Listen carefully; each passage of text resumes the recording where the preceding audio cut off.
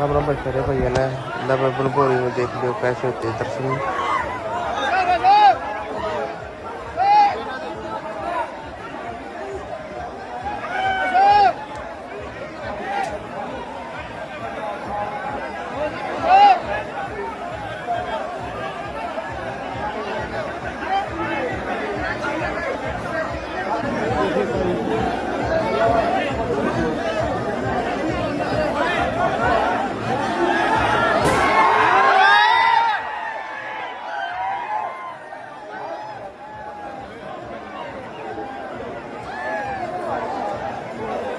Comment करके बताइए भाई किसकी गलती है, भक्ता की या छोटे आए।